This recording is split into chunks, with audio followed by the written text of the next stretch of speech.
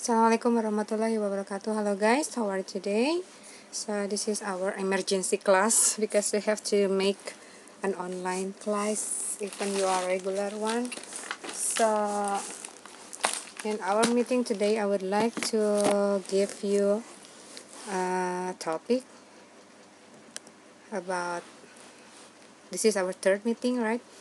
So our topic today is about meaning and types of meaning. Okay, I hope you like it. So the outcome,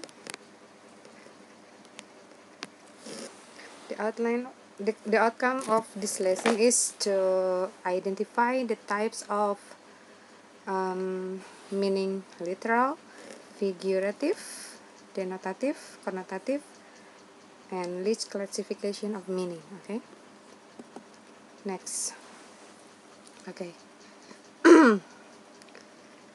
As far as you know, that semantic is a sub-discipline of linguistic which focus on the study of meaning. Semantics try to understand what meaning is as an element of language and how it is constructed by language as well as interpreted, obscured and negotiated by speakers and listeners of language.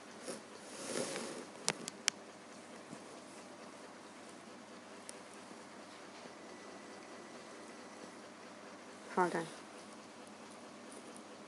I have to arrange the camera first. Okay, stay. So, semantic is closely linked with another sub-discipline of linguistics, pragmatics, which is the study of meaning in context. And however, unlike pragmatics, semantic is a highly theoretical research perspective, and it looks at meaning in language in isolation, and in the language itself, whereas pragmatic is a more practical subject and is interested in meaning in language in use. Semantic is the study of meaning, but what do we mean by meaning?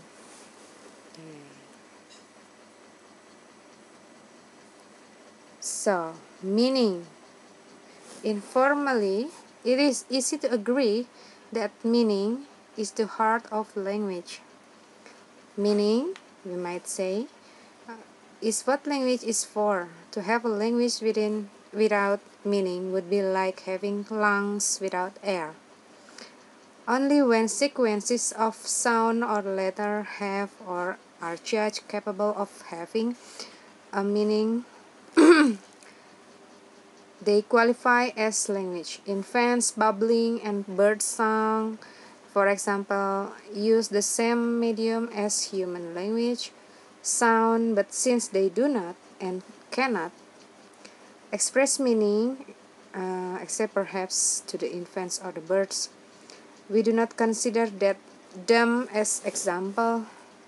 Wait, I couldn't see it clearly, so I have to make it brighter.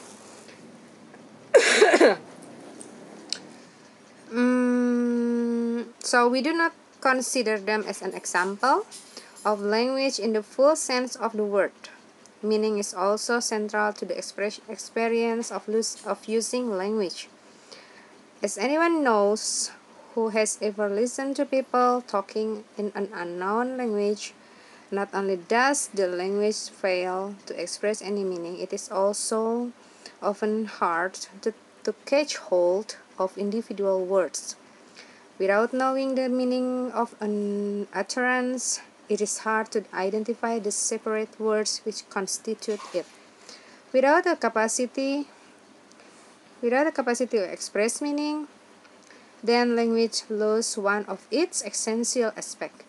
We practically always speak or write in order to express a meaning of one kind or another. This is most obviously true of pieces of language which convey information. If someone suddenly says, then a meaning has been conveyed and you are in a position of some information, whether true or false, which you may not have previously known. But not only sentences have meanings. Even the shortest, most everyday words which we would not normally consider as containing information, like the note of, or even ch contribute something specific to the meanings of utterance in which they occur, and can thus be legitimately considered as having meanings in their own right.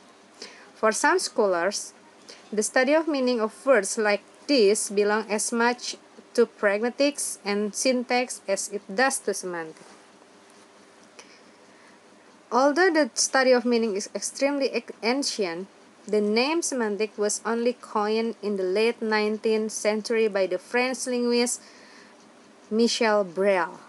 Like many others names of branches of linguistics, the word semantic reflect the origin of the Western tradition of linguistic analysis in the writing of Greek thinkers from the 5th century onwards. Semantic comes from the ancient Greek word semantikos, an adjective meaning relating to sign, based on the noun semeion, meaning sign. And actually you can find it in my literature letter, okay? And then let's move on to what Ogden and Richard give the following list of some definition of meaning.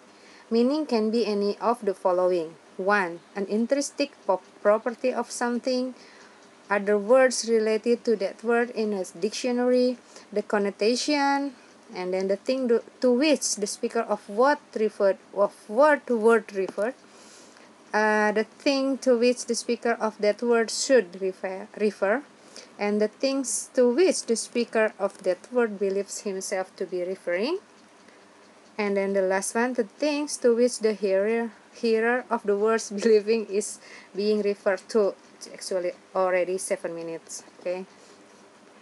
And then some types of meaning.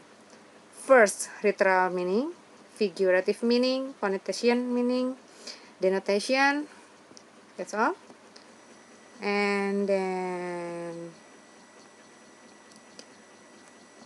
I'm gonna give you the module about the types of meaning in your module, so you can find it in your module, okay? And then what else? Oh yeah, I think that's all for this lesson. So for further information, you can find it in your module, of course. Okay, see you next time. Bye bye.